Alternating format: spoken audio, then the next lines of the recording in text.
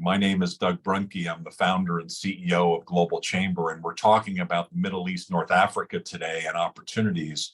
And we have an all-star cast of business leaders from around the region, both speaking and in the audience. We're going to have a conversation about their perspectives of what those opportunities are, and then we'll have time in the last 30 minutes or so for Q&A and additional conversation. I'd like to kick off the program with Nagi Moubarak, who is the founder and initiator at Outerpond, which is facilitating the business growth and development within the country of Lebanon, but also regionally. And so, Nagi, thank you for your leadership. Thank you for your collaboration. Thank you today for your patience, as we pull together this event. Let's kick off with you as the initial speaker to talk about your perspectives, and then then let's speak with some of the other folks that we have assembled today. Please go ahead. Thank you. Okay. Thank you, Doug, for the intro. Again, my name is Nagi Moubarak. I'm the initiator of a B2B platform that is called Outerpond. It is a link up between Lebanese service providers and worldwide service seekers. So we're trying to develop outsourcing opportunities, investment opportunities, and partnerships between worldwide firms. When I say worldwide, it doesn't mean multinational corporations. It could be entrepreneurial businesses or medium-sized businesses with Lebanese businesses. Why are we focusing on Lebanon? Because despite what's going on, we do have stellar companies that are still based in Beirut, whether in terms of AI, in terms of graphic design, technology, architecture, engineering, so on and so forth. So I'm not going to bore you to death by selling Lebanon. All I would say is encourage you at the end of this meeting to try to log on to outerpond.com and discover the opportunities that you could have as a service seeker with Lebanese service providers. Now, why the importance of this meeting? And I thank you, Doug and Cesar and all the participants, because basically we were scratching our heads a couple of months ago, and we said, okay, Global Chamber is such a fantastic worldwide tool that brings people together, and we all have the same drive. We all have the same intention of trading, doing business all across the board. But why not also start focusing on the MENA region? We all know that you have fantastic countries from Morocco all the way to the UAE, passing by KSA. You do have talent, and you have also the will to change things. When we were on the other link with Doug, he was talking about a friend of his in New York City that popped up with one of a picture of an iconic building, and he said, this is really the spirit of entrepreneurship, when you are able to dream and to dream big, but also most importantly to make it happen. So again, this is the first forum, even though we had some technical glitches. It happens. We're going to move on and start learning about different regions, and hopefully start interconnecting with each other so that we can develop trade opportunities and business opportunities. Thank you, Doug. That's great. Could you just give us also a couple minutes of just your own personal perspective of what's happening in Lebanon and how we should be approaching it this year and going forward? As I mentioned, we do have companies that have been around for the past 120 years on our platform, and we have, brand new startups. And the nice thing about it is that if you're looking to partner or to work or to do outsourcing with established companies, you can find, old established companies. And if you want to partner or even invest in new startups that are dreaming big and that are making waves all around, you can also identify these and get in touch with them and see where it leads. Start the conversation. Again, no matter what you hear in the news, it's always much better on the ground. I remember a couple of months ago, thanks to you, Doug, when we talked with Igor, I believe, in Ukraine, and he was telling us about the post-war willingness of rebuilding, and he was probably hammered by the Russian missiles falling on his head. This is really the spirit of entrepreneurship and the spirit of people who are resilient. So that's what I wanted to say. So give it a try, and you might really be surprised. The meetings that we've had with the businesses in Lebanon have been inspiring. And I'm glad you brought up that point. No matter what's happening, whatever bad government might be in place, and I'm not talking about any particular country now, but all of us have experienced bad leaders in every country. And entrepreneurs find a way to make it happen. I think you remind me of entrepreneurs, and there's one person I interacted with last week who's not a member of Global Chamber, and they were largely saying that because of this government or something that was happening, that was stopping them from moving forward. And I think the spirit of entrepreneurialism is that nothing stops us. We find a way. That's our slogan is global and unstoppable. We don't need anyone to tell us what to do or what not to do. We find a way to match up what the market needs are with a product or service. And so that was one of the really key takeaways for me for those companies that you had present, the ones that have been around for so long. They're manufacturing furniture in Tunisia and having a headquarters in Beirut and selling the products all across the world, and continuing no matter what happens all around them. And Igor Novikov of the Ukraine is another great example where in his conversations, if you have had a chance to listen to him, this is a country where another country has invaded and trying to take their sovereignty, and yet they continue to persist, and they will persist, and they will win. There's nothing that will stop them because they're determined to make it work. And that is the spirit of entrepreneurialism and freedom, and that will pervade. It's frustrating that these things happen, but we will survive, and we will, and through Nagi, your efforts for Lebanon continue to grow. And so thank you for the collaboration. Let's now go, and I don't know, was there a particular order? I know I'm going to have Tina last, but between Adel and Ayman, do you two prefer one of you go first? I can go first. Okay, so Adel Alawadhi is the executive chairman at the corporate group, and he's also executive director of Global Chamber UAE. Really appreciate you joining the conversation today. And I think today your focus is going to be UAE and some of the opportunities there. Yeah, just 1 second. I'm just putting the slide on.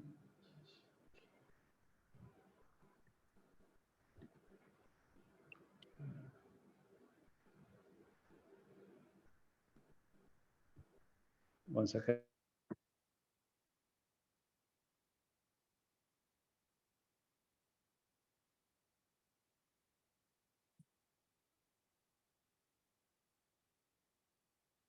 And Ayman, thank you for joining us as well. You're zooming in from Riyadh, I think, aren't you? Or where are you today?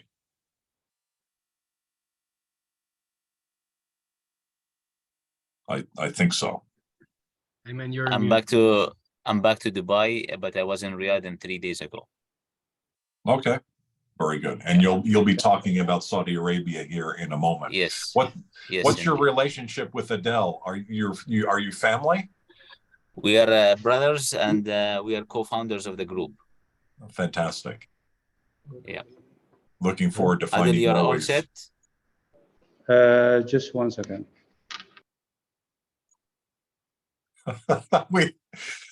It's very important that each of our speakers has some sort of a technical problem so we can continue the theme today. Yeah, which I can start my session, and then once Adel is ready, he will take over. As you wish. Is that okay? All right, I'll go Yeah, over. go I have a slide to share with you guys, and I will be delighted to show it to you here. Thank you. We can see it. All right, great.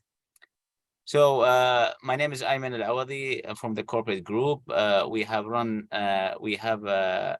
our group based in Dubai, but today we are giving a highlight on Saudi Arabia, and to give a bit of Saudi at a glance.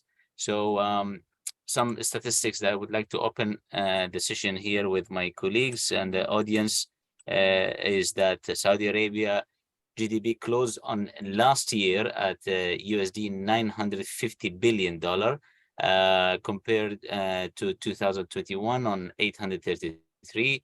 Saudi Arabia annual GDP growth we have witnessed on 2021, it was 3.2%, while it has been showing constantly for the last 3 quarters on year-on-year growth, 8% of the increment.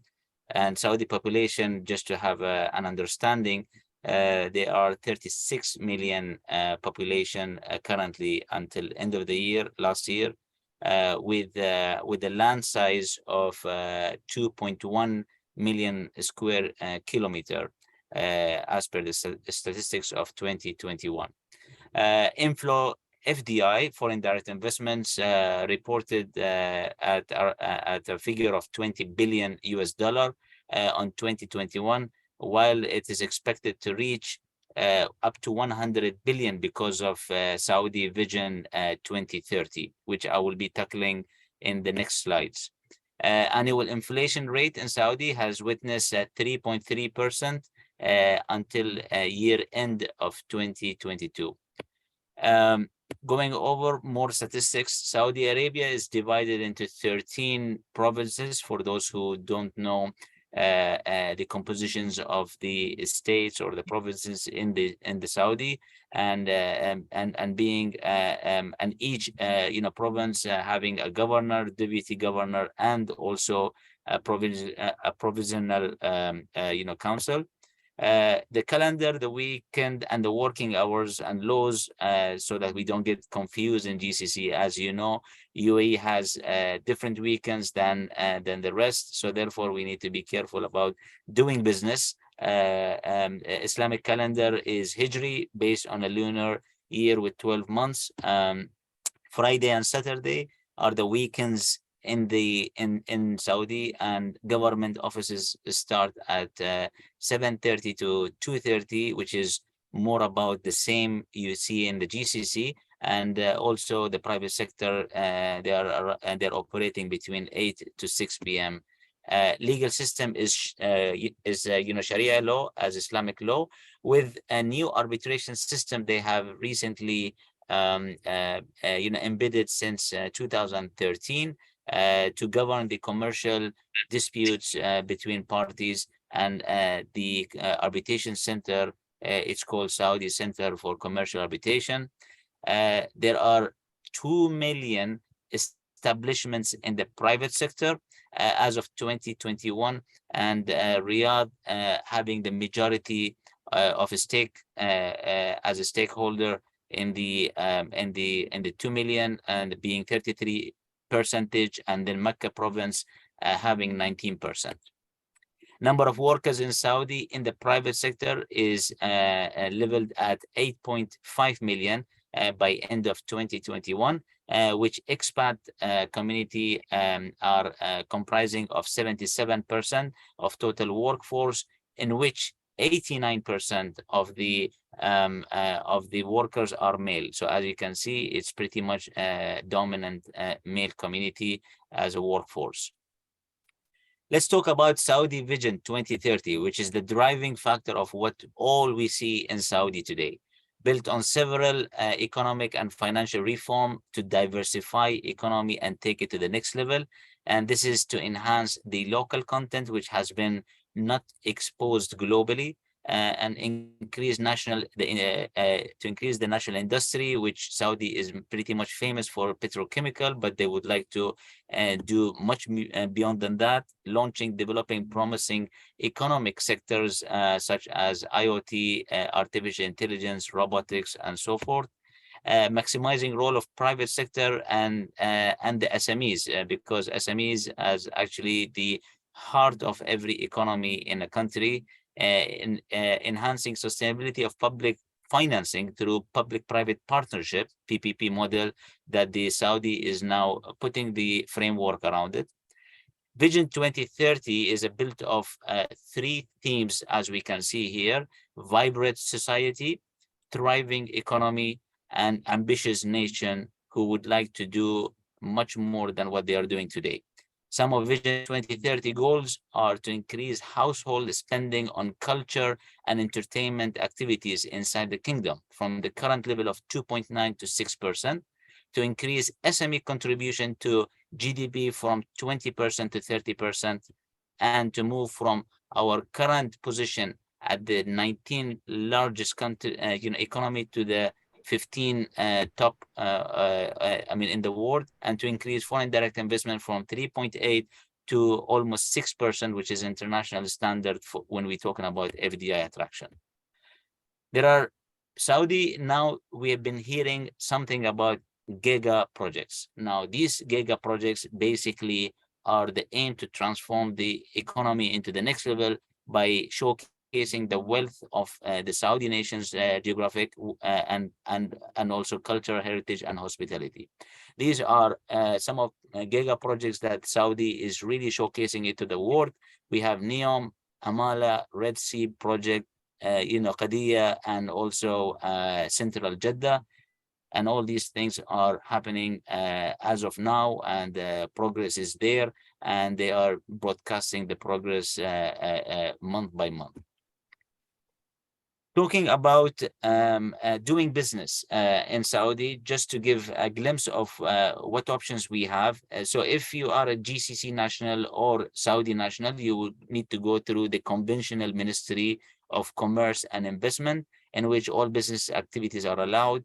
And as I mentioned, that the Saudis are allowed to do business under this ministry, and also common legal structures are what we see globally: establishment, partnership, joint ventures, and LLCs, and you have also non-profit. Now, the licenses here can be hosted on as small as possible, being 9 square meter, which is suitable in a business center. Common license types are commercial license, service license, industrial license, and license of scientific and technical offices. Now, when it comes to the foreign direct investment, the foreigners, they have the option of registering themselves under MISA, which is Ministry of Investment of Saudi Arabia. Some restrictions you have here in terms of availability of the business activities that is applicable for FDIs. And here it's allowing full foreign ownership with a mixed ownership structure, which means you, as long as you have 1% as a bare minimum structure, or maximum as 100%, you have to be compliant under the MISA regulation. Legal structures here is pretty much the same as the MOSI, but with the addition of branch of foreign company and single owner LLC.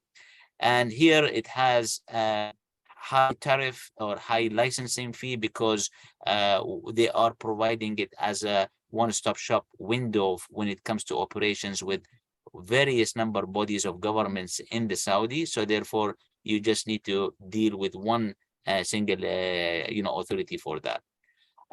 Authorities affiliated, which is part of the license, as you can see here, just few examples so that you are aware of the compliancy and the regulatory bodies that you have to fulfill with, such as Ministry of Labor, GUSI, Zakat, Tax Authority, and Federal of Saudi Chamber, who would be issuing the licensing formalities for you. They call it in Saudi Commercial Register, or short form CR.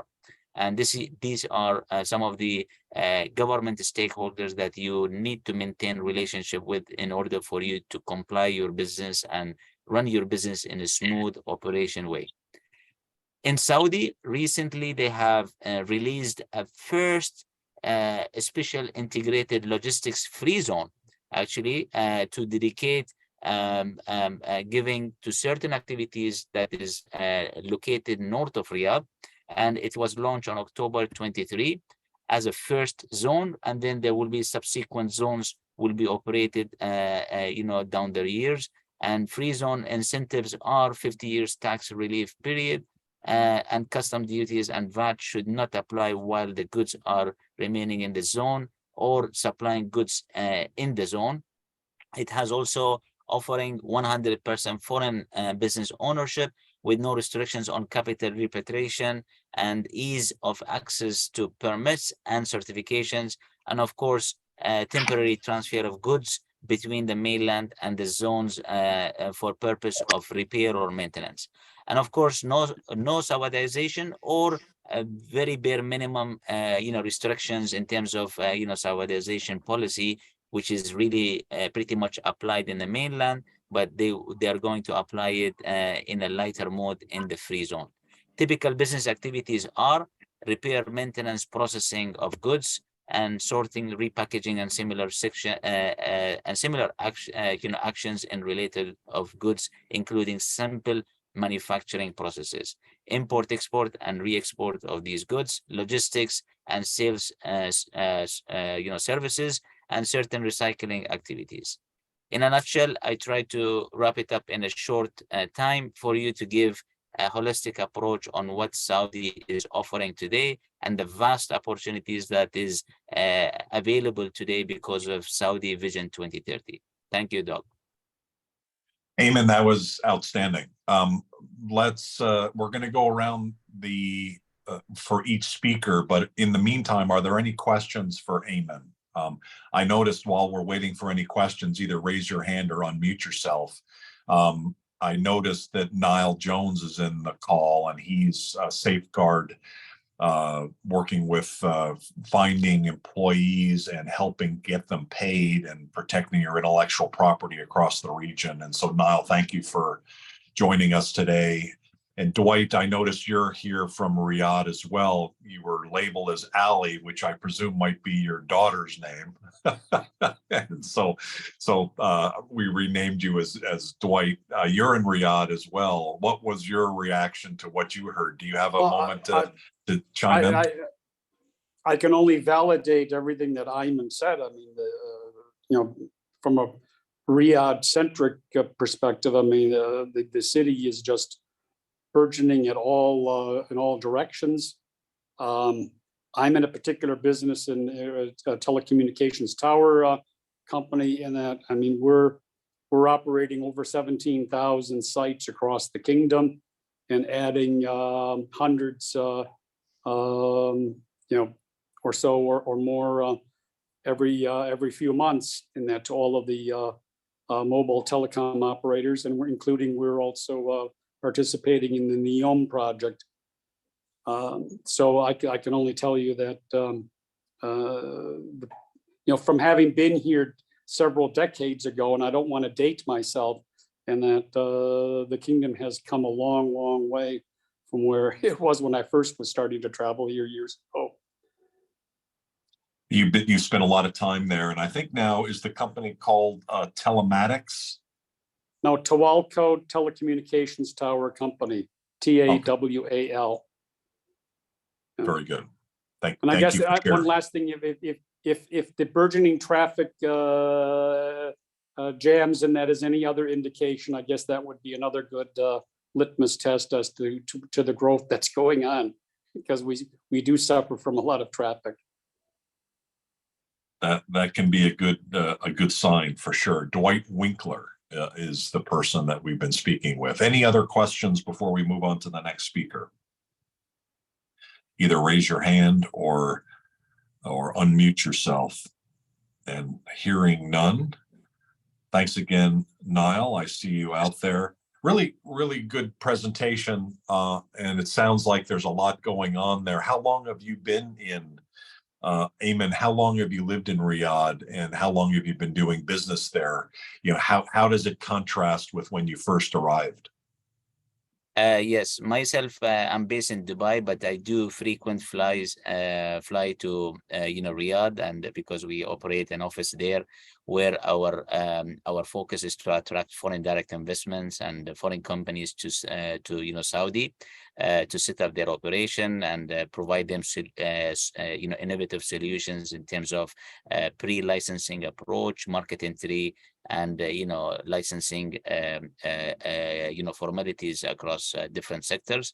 So that's what we do, and I'm pretty much hands-on on the Saudi market in terms of the development and the legislation and the regulations of what's happening. Every month there is something new of government deploying new formalities and enabling doing business. It's getting easier month by month, year by year, and there is huge transformation across multiple verticals, and this is all in alignment of 2030. There is vast opportunities to tackle across different sectors: entertainment, cultural, events, and this is the time for Saudi to showcase its treasure and its hidden treasures, because it has been unexposed globally. So there's a lot of things to do, nice weather, and lots of things to see, and do entertainment and business. So it's a unique place to visit and do business, and I encourage all people to visit and see the environment in close, in order for them to see the potential of what Saudi has to offer. Thank you for sharing. Let's go to your brother Adel. Adel, have you got things working there? Are we all set to go to talk about UAE? Almost set, yeah. Thank you, Doug. Okay. Yep. So good evening or good afternoon, wherever you are, or good morning, different timings of the world. The beauty of the webinars nowadays is that we can all see each other and share and talk and take conversations in these kind of business platforms. So thanks, Doug, for the introduction. My name is Adel Awadhi. I'm the co-founder and executive chairman for the Copa Group. We are scattered in the GCC as well as internationally. So we have our offices in Dubai, Abu Dhabi, Muscat, Riyadh, as well as in London. So today, particularly, I'm going to talk about the opportunities and the future, what UAE is trying to shape in terms of the segmentation and sectors that we're targeting to attract foreign investment and businesses to UAE. So Dubai as a city, in terms of the GDP contribution in 22, you can see from the here, Abu Dhabi as the capital of the United Arab Emirates is mainly dependent on oil, plus some of the financial services. But then you've got Dubai is dominating, being a bit of, I would say, only 5% maybe oil, but then it's scattered into different sectors and contributed to the UAE. And in terms of the Dubai visitors, we have seen that Dubai was doing prior to pandemic, reaching 16 million. And then during the pandemic, it dropped. And then in the year of 2022, it reached again 20 million by hosting the expo and so forth. So there's a big ambition on the next few years with a plan of 2030 and so forth. In terms of the sectors, Dubai is the gateway of the world. It's a connection that east and west. It's a base for many international airlines take as a throughput through the Dubai airport. Dubai airport is being the largest throughput passengers that they handle over or approximate to, I think, 40 million passengers every year. And that also, it adds the cargo level and weekly flights and connections to the regionally and internationally. So again, as a hub, we need to build the infrastructure in Dubai, continuous further investment in terms of the infrastructure, being global cities connected and much focus on sectors that I would highlight. We are going towards a smart city. It's in this smart city, we're going things digitalized. So Dubai is looking, and they already achieved things like zero recycling, zero paperless, and there's a lot of initiatives in terms of the sectors that I would talk about it. So we're really having good strategy in terms of going as a smart city. Artificial intelligence, it's also one part of or hands with the smart cities, what we're trying to do, and that artificial intelligence covering different sectors, whether it's transportation, mobility. So there's already existing mobility systems that is running in Dubai, being unique in the Arab world. But then we're also putting our footprint internationally to be operating in that model. There are other sectors that we are trying to encourage investment and businesses in healthcare and construction and education and financial services. As a green technology and renewable energy, the government or the city of Dubai particularly has a focus and has a target to achieve. So we have a 2030 plan and 2050 plan that we're trying to achieve. So there's a lot of, I would say, opportunities for companies to bring the best expertise, to bring the excellence to the region. And we always talk about Dubai, but Dubai is a platform where people try to showcase, and this is all coming and encouraging from the government and attracting and facilitating those, and we see more and more research and development. We can see more of those pilot cases and new technologies that are coming to Dubai and then expanding into the region. In terms of tourism and hospitality, I mean, the market already picked up very quick, and that helped with the delivery of the Expo 2020, which is finished in April 2022 last year. And with that, there is continuous infrastructure and improvement and availability of rooms, availability of the hotels. I mean, Dubai particularly was also took the advantage of working with the neighboring countries for large events such as the World Cup, Qatar, Doha, that was hosted in December, helped a lot of the throughput and the attracting tourists to not only Dubai particularly, but then also in the region, and that was using daily flights, for example, going to Qatar and showcasing these. So again, it will play a role of supporting the region. So any large events that happens and hosts in neighboring countries, Dubai takes an advantage and does support these. In addition to that, hosting the annual kind of those attractions and whether it's a tourist or hospitality, but also you have the major events and exhibitions that happen. So one of the biggest focus of Dubai is hosting international events such as healthcare. It's called Arab Health. It's in January. We have the food exhibition. It's top 5 in the world that hits in third week of February. Then we have transportation and mobility show, aviation show that happens every 2 years, Dubai Air Show, and so forth. And in terms of banking and finance, the Dubai particularly has 38 or 39 free zones. UAE level, we have over 50 free zones.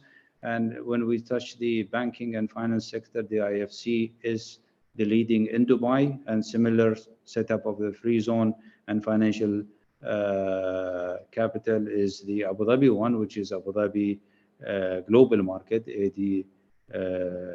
So that's equivalent to the IFC, where we have a lot of, I would say, headquarters or regional quarters of those financial services, banking, legal firms that have been taking advantage of the incentives and advantage of the facilities and services that are offered today. They have more than 3,000 members within the IFC itself, and every time they improve their services by setting up arbitration, maybe court systems, launching Islamic economy, and so forth.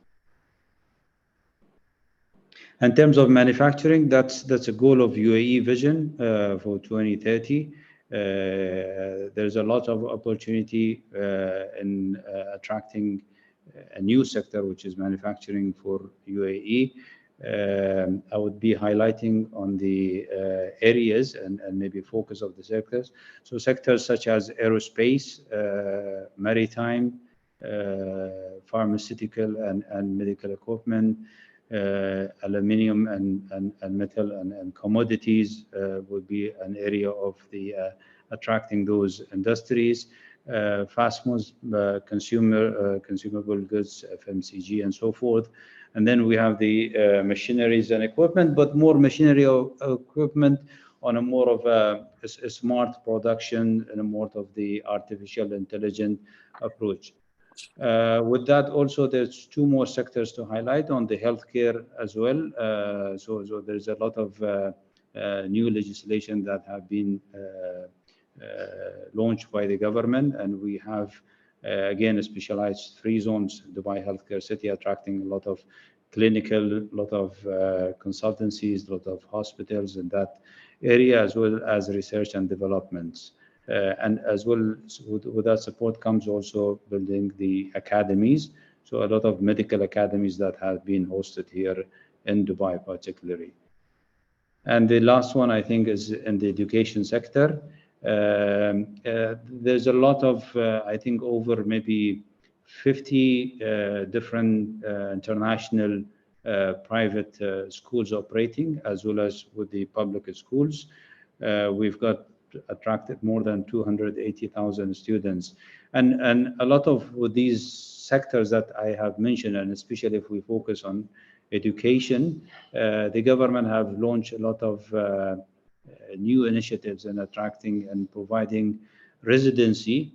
So that they have categorized it in golden visa, attracting investors to the region, also giving long-term visas of up to 5 years, 10 years for talent. So the government here is trying to attract entrepreneurs, startups, talents to the region, and with that they provide all the facilities. With that, I'll come to the end and happy to take any questions. On the golden visa side of it, is that something that you can help with, or can you direct people to the appropriate resources to be able to help them there? Yeah, as we are a strategic partner in attracting foreign investments, whether it's, I touched on a few of those cities that we operate. In UAE particularly, yes, we have corporate services, one of the services that we provide. So for individuals or for companies that are looking to obtain residency, whether you call it golden visa or employment visa or green visa or any of those things, we would be able to facilitate and assist the individuals and corporate levels. Fantastic. Does anybody have any questions? I don't see any hands raised. Any comments from Ayman or Nagi or Dwight? Well, I just want to point out in that on the education front, my alma mater, Thunderbird School of Global Management, has a presence in Dubai. And in fact, Dr. Dean Krogram was here in the region this past several days. I met with him last Saturday. The point I want to make is Thunderbird is ranked the #1 in global trade education. So for people that are living in this part of the world, and that it might be an institution that people should take a close look at if they want to further their education. I think Thunderbird has a center in Dubai, perhaps, right? That's correct. Yeah, so that's not one that we've connected to yet, but we probably need to, and maybe Adel, getting you and your team connected there, I think, is important. Dr. Kagram is a Indian-born or heritage from Uganda refugee that became very successful in international business, and then subsequently has, over the last 4.5 years, transformed Thunderbird, a 75-year-old organization, to become the #1 international trade organization. They have 13 hub cities around the world, one of them in Dubai, and then their headquarters is in Phoenix, where Global Chamber is headquartered as well. So we're the only organization that is centered within Thunderbird's headquarters as well. So thank you, Dwight, for bringing that up. I think we're going to need to keep moving. And now thank you, Adel, very much for your comments. And if you could stay on the line with Ayman for any additional questions at the end. Let's go now to Morocco and Mounir.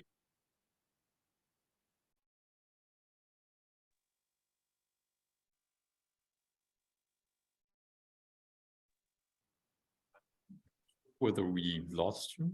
Doug, are you there? Hello? Oh, sorry, I must have hit my mute by mistake. Sorry about that. So we're going to now move on to Adel, to Mounir.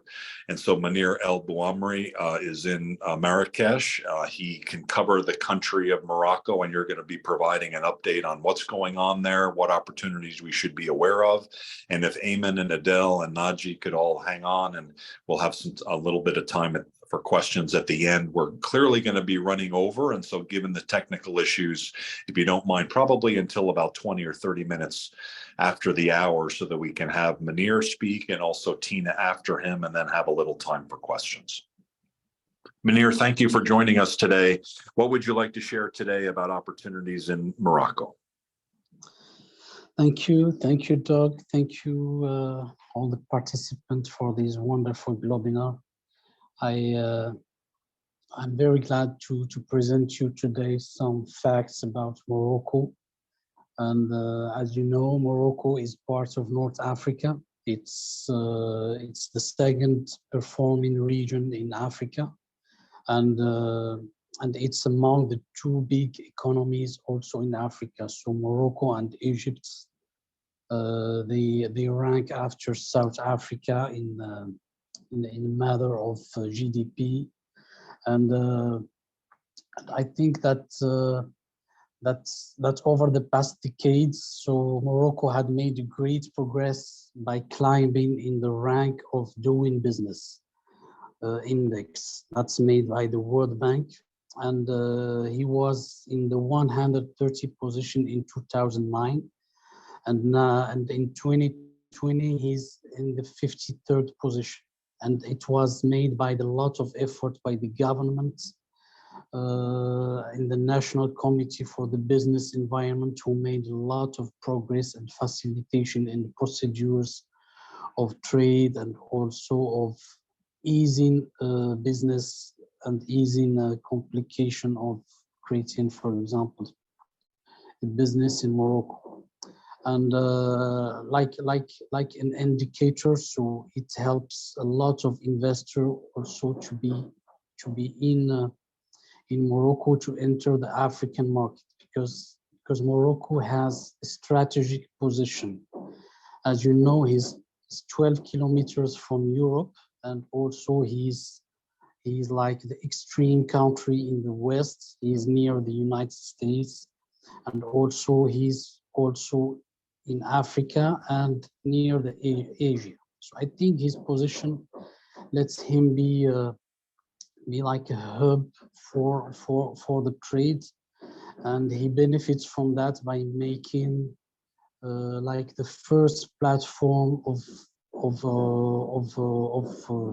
export, which is the Tangier Mediterranean port.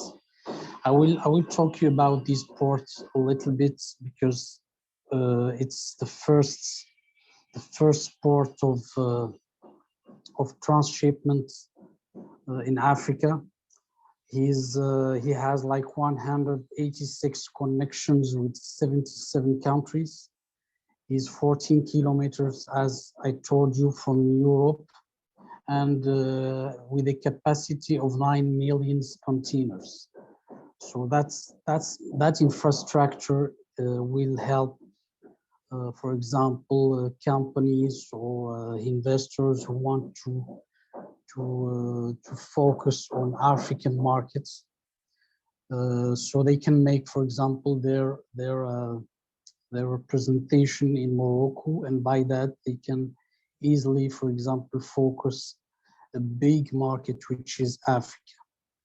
And also in the infrastructure, Morocco has made a lot of progress in the last years by making the first high-speed train in Africa, the TGV, and also more than 1,800 kilometers of highways. So that will help a lot investors to make or to establish their business and to take advantage of all these infrastructures. That's unfortunately they are less developed in other African countries. So I will also talk about the dynamic and competitive labor force in Morocco. So in Morocco, we had 1/3 of his population between 20 and 45 years old. So for information, so the population of Morocco is 37 million.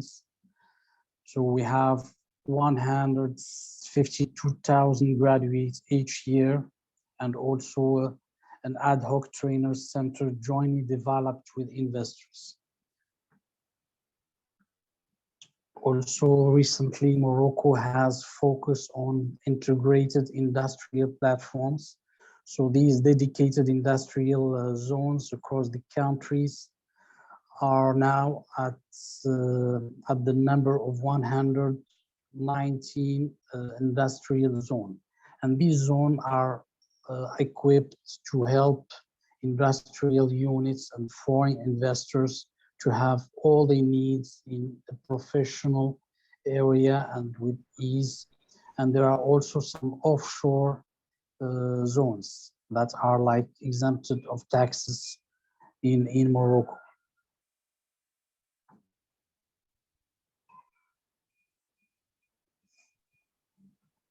So the key industries that Morocco want to develop in these years is the automotive sectors, the aeronautics, the textile, agri-food industry, pharmaceutical, and outsourcing. So I will let you.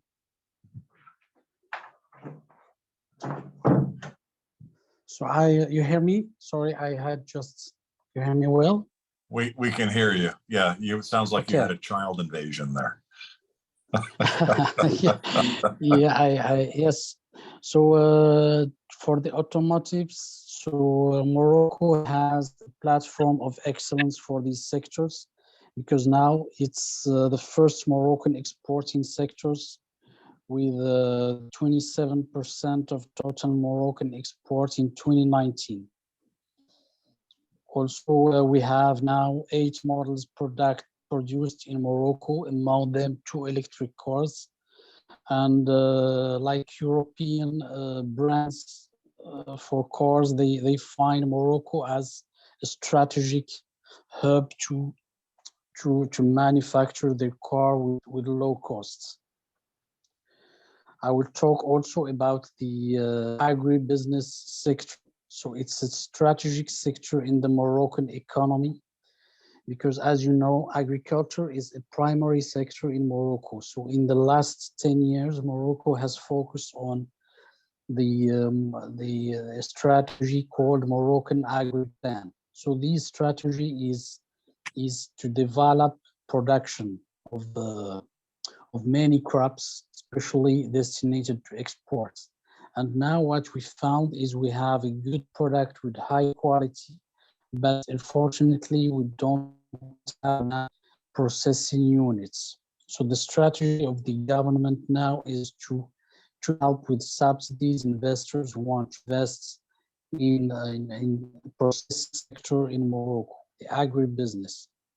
That's also my specialty because our company is a consulting firm in agribusiness sector.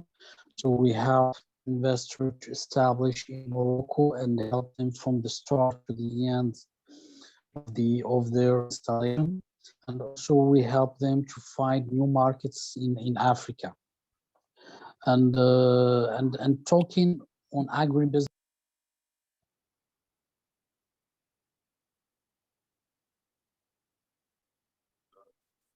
You lost Mounir. Oh, my goodness. Yeah, it looks like we've lost him. So he'll be back in a moment. Well, oh, there he is. Okay. Yeah. Very quick moment. Hello? Hi there, Mounir. Welcome back. It was cut, I don't know why. So for the MENA region, Doug, in the agribusiness sector, there is a big opportunity that we can develop between North African countries and GCC countries, because the fact now that the GCC countries import their raw materials from other countries outside the MENA region. And they have, and like, for example, in Morocco, we have good quality of these products and competitive, also competitive compared with other countries. But unfortunately, the trade between North Africa and the GCC is not as developed as it has to be.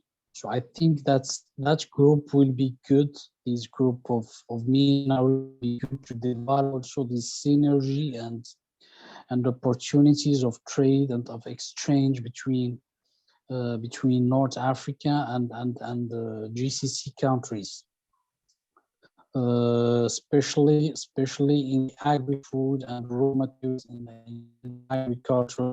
There are a lot of opportunities and lots of great products that for example Morocco can export with high quality. So at the end, we can talk also about the pharmaceutical sectors and the energy sector. So I will focus on the energy sector because Morocco has made a lot of progress in this sector by making big solar and power station to produce energy. And on his vision, is to be auto-sufficient in energy in like in 2030 by solar energy. So he had a good vision on that, and also they voted laws to let, for example, investors make their own energy and also sell energy to the government, which wasn't possible years ago. So it's a really good progress in the law and in the legislation of the energy sector. So there are a lot to say, Doug, but I will stay on that and let the questions after, if there are some questions on that. And okay. And thank you so much for this opportunity. Thank you. Thank you for sharing. Really appreciate it. Let's go to our last speaker, Tina Sweis on Jordan, and then we'll open up the floor to questions. Tina, thank you for joining us today. Are you available to chat? One of the great things about Tina is that she has her hands across the region with entrepreneurs, and so she has a unique vision of and insights on what's happening, how things are evolving, and where the opportunities are. Thank you for joining us today. Is this a good time to chat? Yes. Hello, everyone. And thank you for being patient with all of us and listening to all the presentations in the region. Definitely, the region is heading a lot faster in the past 5 years than any other time, considering all of the economic changes, and then also for Jordan at least, all of the different initiatives that are taking place to utilize Jordan more as a hub and a corridor for all of the investments and the big mega projects in the Middle East. And I've mentioned NEOM before, and thank you, Ayman and Adel, for mentioning NEOM. Nagi, I forgot to say hi to you. Hello to Nagi. I think, Doug, what I'll do is I can go. I have prepared to speak about the economic modernization vision for Jordan and how that is being funded from U.S. aid, and then also the Saudi fund and the German fund. But I'll focus on investment opportunities in short, and I'll send the link to the vision for everyone to take a look at. I mean, I can go in detail about the initiatives and the sectors, but it's very similar to what my colleagues have presented because there's a lot of cross projects going on between Saudi Arabia, the UAE, Egypt, Kuwait, especially the NEOM project, the Red Dead project, and the same investments in EV cars and solar energy and taking the opportunity to jump in on the trade of creating and manufacturing solar and pharmaceutical solutions, specifically because of the situation with China. However, I will send the modernization document. I want to focus on something very important that Jordan has focused on, which is basically making the logistics, the laws, and the investments very attractive by also creating an investor citizenship that I will share a link to, similar to the UAE. However, in terms of the main investment focus, I would say Jordan has always been known to invest in its human resources. And with that, I would like to connect the dots between why I wanted to speak on Jordan today, specifically with Outerpond, specifically with neighboring countries like Saudi Arabia and Morocco, is how can we look in a global perspective on how to connect the dots between these countries, these investments, and the solutions that can be provided across countries. As you can see on the NEOM website, which I'll share as well, and the link, you can go ahead and collect on Invest and see the main investment opportunities and the main bids that are going on between now and 2030. And those will cross paths between the Jordan vision for investment, the projects between the Red Dead, NEOM, in terms of transportation, manufacturing, modular building, sustainable solutions, green solutions, and then also solutions to increase the quality of life. The other thing I would like to share is Jordan has been striving over the past 10 years to become a very smart country. And by doing that, the major investments right now are on education, specifically vocational training. Jordan has recently received a 700 million fund to establish vocational training specifically for EV cars. And as we have the crisis in oil, the number of cars sold and traded in Jordan that are electric has woken up everyone around the world that we need specialized technicians. We need the human manpower, unless of course AI takes over, to do the maintenance and the manufacturing in these industries. Specifically, that we have EV cars put together, manufactured in Jordan. We have actually Saudi Arabian electric cars made in Saudi Arabia, and we have a Saudi Arabian investment here in Arizona. We have a plant for Lucid Motors that is a joint project between Saudi Arabia and the US to create the competition for Tesla. with one main connecting the dots initiative that I always like to take is looking at collaborations with initiatives like Outerpond. And I always want to thank Nagi for taking that initiative, because as we look at the region as a whole growing, we realize that also there are parts of the region that are struggling, and that will create a big gap in the economy as a whole. However, when these collaborations are met by B2B collaborations, looking at Outerpond, and I'm encouraging all of you to take a look at it and become members.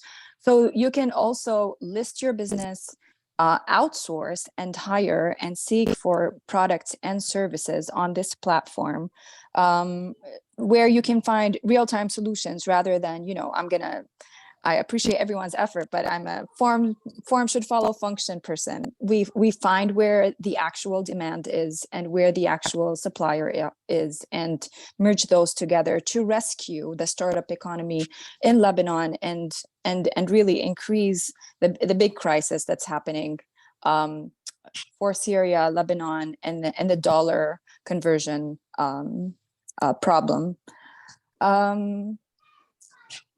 That's all I wanted to say, really. I want to keep it short. I know I've taken more time and we've exceeded the time. However, I also, being in Arizona and being, very close with Thunderbird, I want to make another comment about Thunderbird's initiative, which is the 100 Million Learner Project. And this is going to be a very interesting opportunity to everyone. Specifically, I'm promoting it in the Middle East because it's a free global entrepreneurship and business sustainability program that is offered to anyone in different levels in 40 different languages, and there's more languages coming. However, it's also in Arabic. And I feel like one thing for anyone that's trying to invest in the Middle East is to understand, yes, English is a very strong language there. However, we strive to find partners and collaborators that will also increase the technical talent, the educational talent in the Middle East, and specifically in Jordan, as Jordan has been providing the top workers, leaders in most of the initiatives in the neighboring countries. I'll go ahead and send the vision document in the link for everyone, and also the Million Learner Initiative for Thunderbird. Yeah, Dr. Kagram, we mentioned earlier, was in the UAE, he was in Saudi Arabia, and I believe he was in Qatar too, announcing an arrangement with a university there.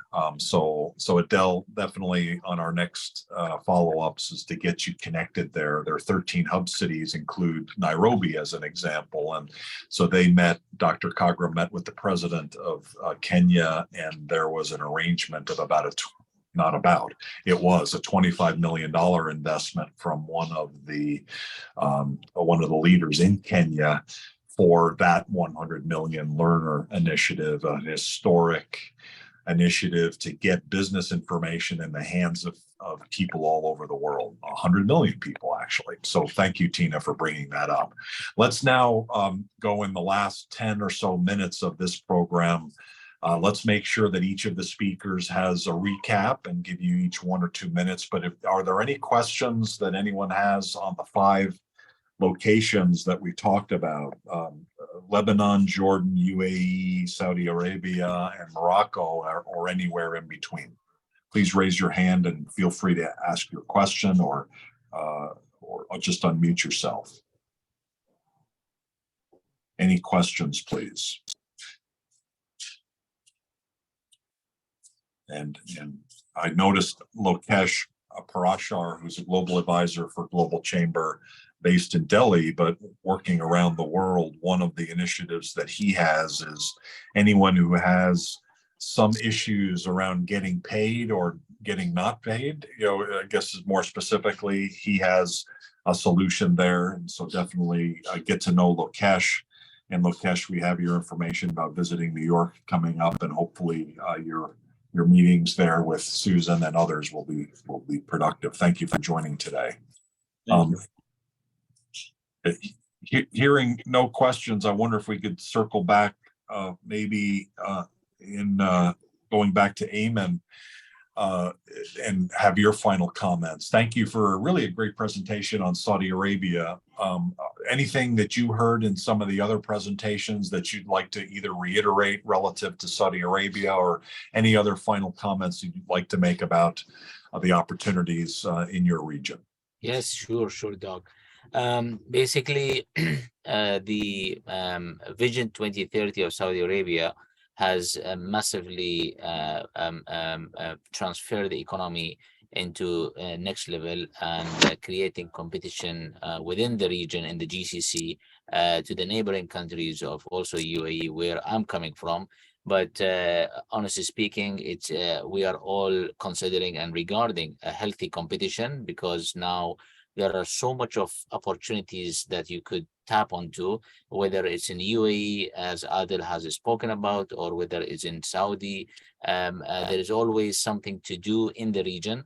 And in Saudi now, they are sort of discovering those hidden places and hidden opportunities where the globe were not aware of, and they are working on number of legislation and regulations to introduce, to enhance the practice of doing business in Saudi, and to smooth certain old legacies that it was not really attractive for foreign direct investment. And this eventually it takes a bit of time, but I can see there is changes is happening. Execution of government from the ministry level to the local governments. They are trying to adapt best practices and bring best of the breeds and brands into the region, packed with so many events and being business, social, entertainment, and many large projects that it will contribute to the economy and bring lots of foreign advisory services and consultancy into the region. And I think this is going to continue the same pace until another 10 years, where where Saudi would like to achieve that vision and goal. Thank you. Fantastic. Thank you. It's really great and encouraging to hear about the modernization, the cleaning up of processes, and making it simpler. The vision of going from number 19 economy to number 15 in the next several years is exciting. And I think countries are realizing step by step that modernization and cleaning up these processes and making it easier for business makes a lot of sense. And it's great to hear that Saudi Arabia is doing that. Most of my career has been in Asia, but historically places like Australia, as an example, with high tariffs, or Japan with very onerous difficult challenges to get into the market, or India, which just inherently seems to always historically gotten in the way of everything. All three of those countries have made significant improvements. And so I think those countries like Saudi Arabia that understand that lowering tariffs, lowering barriers to entry, making it easier, and modernizing is the way to go. Global is good. Thank you, Ayman, for sharing that. Thank you. Adel, similarly, I think UAE has always kind of, certainly in the last decade, has understood a lot of that and has made strides similar to Singapore, where it's become a hub of maximizing, optimizing GDP per square mile.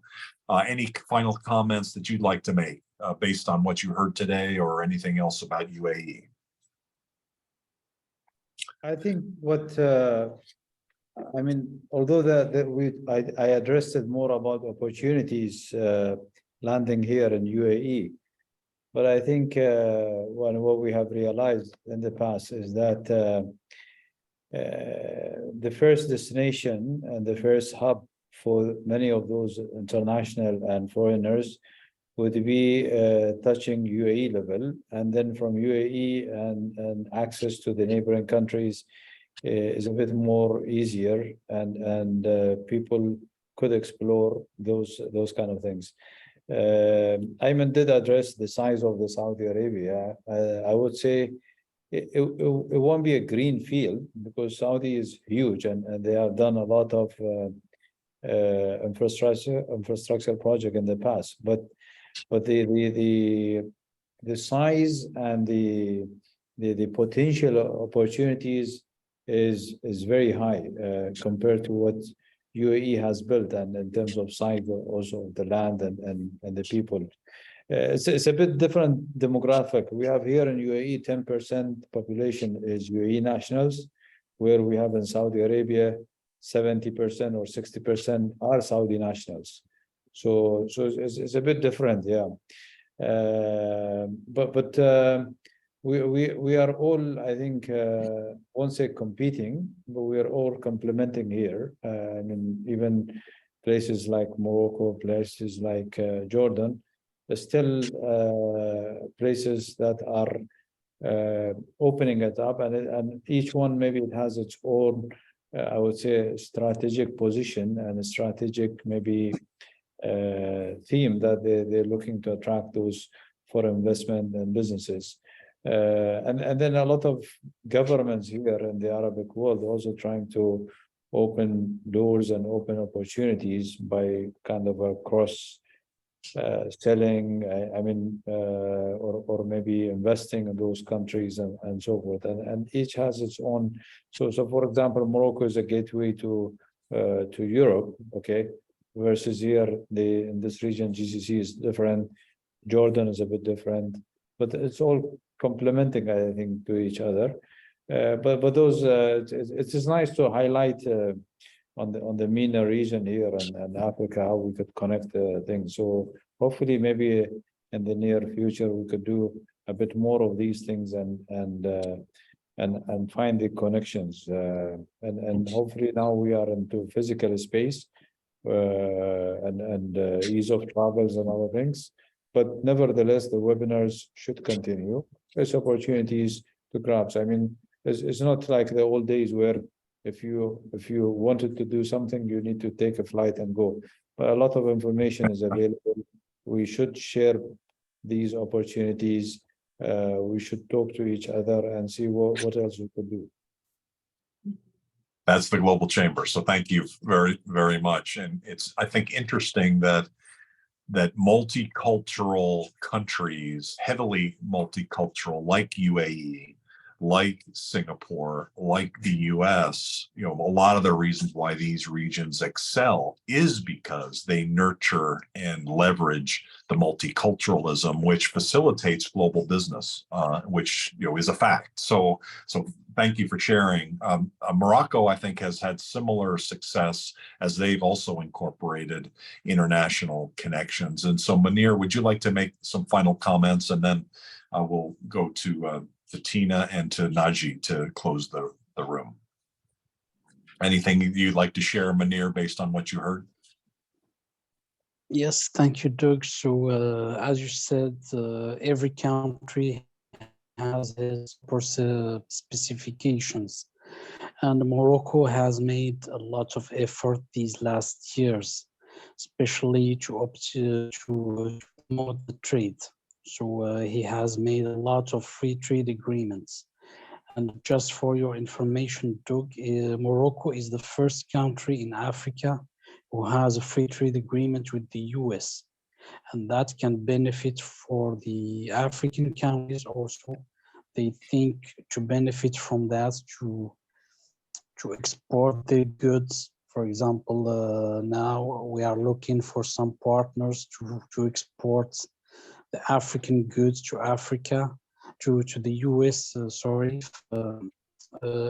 to put their hub of exporting there. So that's the most important, is to make easy trade. To eliminate the barrier of it, that's the most important. The GCC countries, yes, they have a lot of progress also compared with Morocco and North African countries, but we are in the road to make the trade also the first priority, and to make Morocco as a good point of interconnections between the MENA region and the African continents. Thank you, Doug.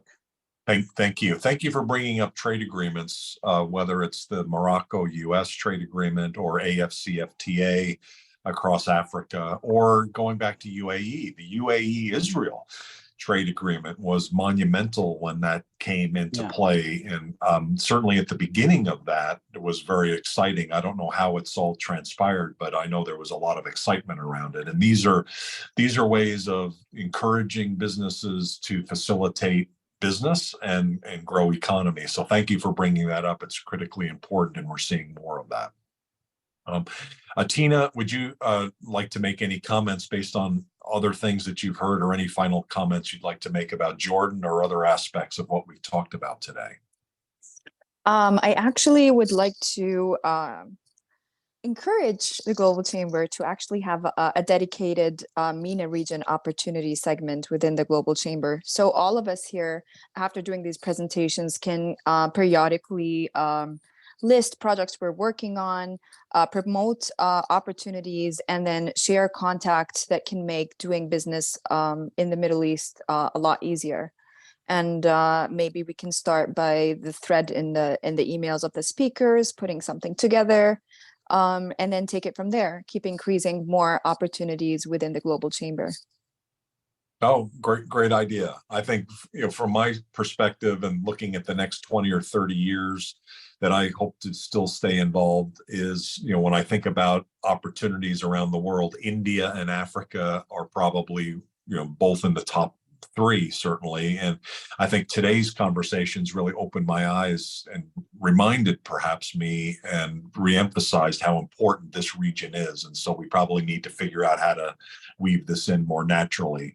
So let's finish up then with Nagi, because Nagi, I know we've talked about having a regular MENA conversation. And so would you like to close the conversation with any observations that you have and how you see us moving forward? With this panel, I'm not. I can only promote the idea of doing another MENA event. The only thing I wanted to say is that, and as Tina said, we're all in it together. Even though you have large hubs like the UAE, and Adel, thank you for your presentation. It was very interesting and eye-opener. And Ayman also about the KSA, what's going on there. So instead of looking at things in terms of competition, let's think about collaboration, because this is the key to it.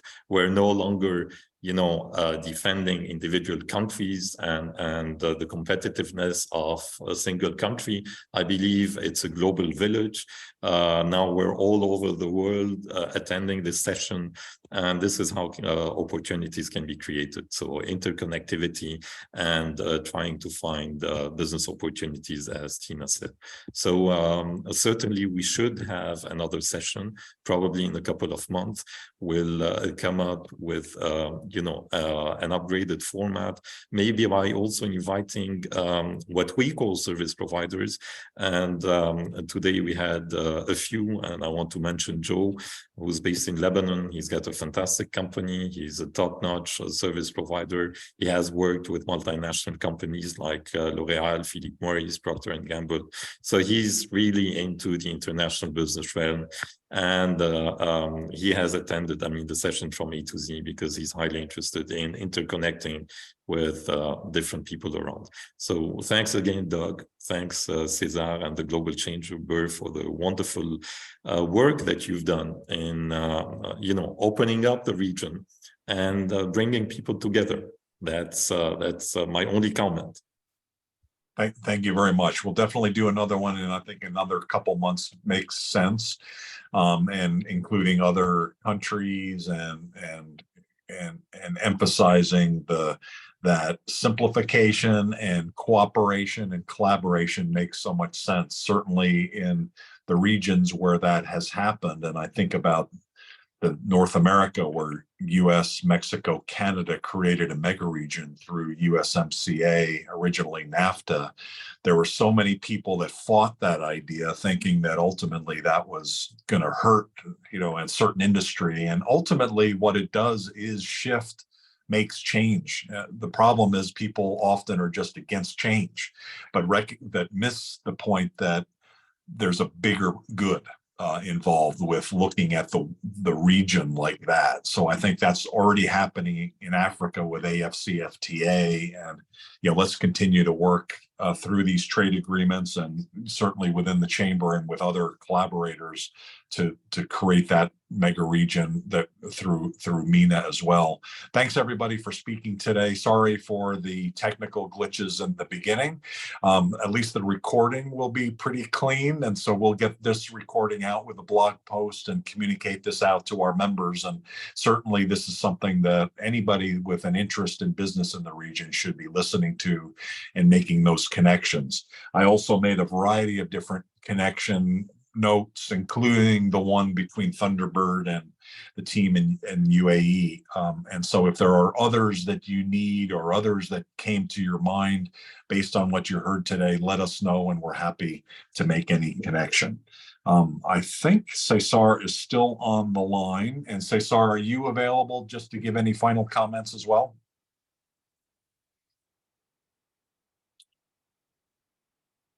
I am, Doug, and thanks everyone again. Sorry for the issues that we had. Can you hear me? Yep, we can. Okay, sorry.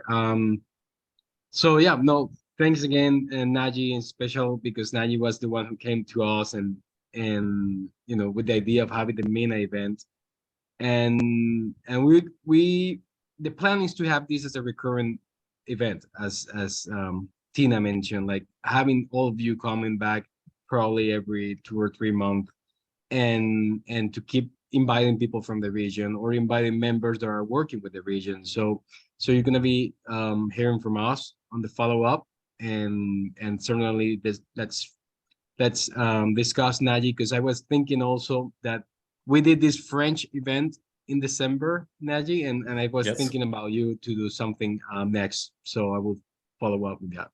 Absolutely. Thanks again, Thank you so everyone. much. Thank you. Thanks everyone. Take care. Have a great rest of your day. Bye-bye. Thank Thank you. you.